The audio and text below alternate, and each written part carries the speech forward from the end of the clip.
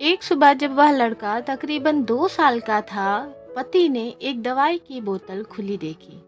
उसे काम पर जाने के लिए देरी हो रही थी, इसलिए उसने अपनी पत्नी से उस बोतल को ढक्कन लगाने को और अलमारी में रखने को कहा।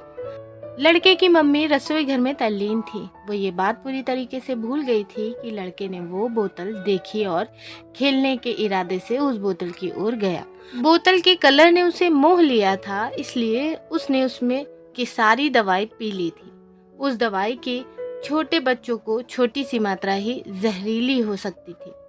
जब वह लड़का नीचे गिरा तब उसकी मम्मी उसे जल्दी से जल्द दवा खाने ले गई, जहां उसकी मौत हो गई।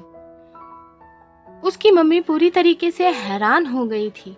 वह भयभीत हो गई थी कि कैसे वो अब अपने पति का सामना करेंगी। जब लड़के के परेशान पिता दवा खाने में आए तो उन्होंने अपने बेटे को मृत पाया और अपनी पत्नी की ओर देखते हुए सिर्फ 4 शब्द कहे। आपको क्या लगता है कौन से होंगे वो 4 शब्द?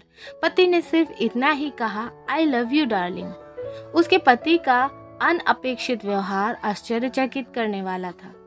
उसका लड़का मर चुका था, वो उसे कभी वापस नहीं ला सकता था और वो उसकी पत्नी में भी कोई कसूर नहीं ढूंढ सकता था। इसके अलावा आगे उसने खुद ने वह बोतल उठा के बाजू में रख दी होती तो आज उसके साथ ये सब ना होता।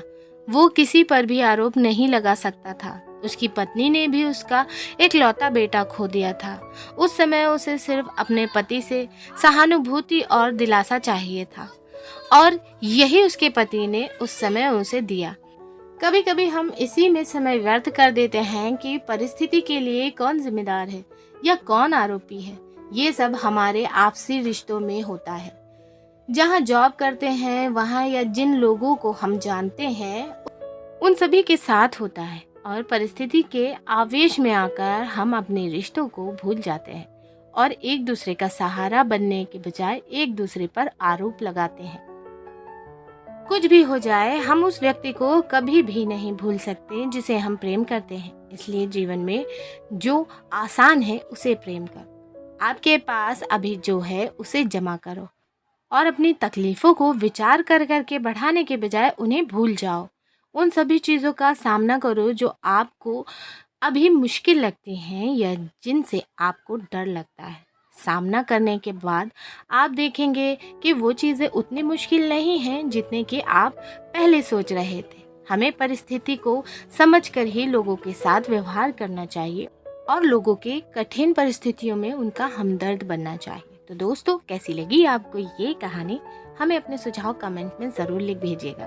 यदि आप इस चैनल पर पहली बार आए हैं, नए हैं या अभी तक इस चैनल को सब्सक्राइब नहीं किया आपने, तो फटाफट से चैनल को सब्सक्राइब करके बेल आइकन को प्रेस करके ऑल कर लीजिए ताकि आने वाली हर एक वीडियो का नोटिफिकेशन आप तक सबसे पहले पहुँचे और आपसे कोई भी वीडियो मिस ना हो। इस वीडियो को लाइक ज़रूर कीजिएगा। हम आपको मिलेंगे एक और ऐसी बेहतरीन वीडियो में। तब तक के लिए धन्यवाद। आपका दिन शुभ हो।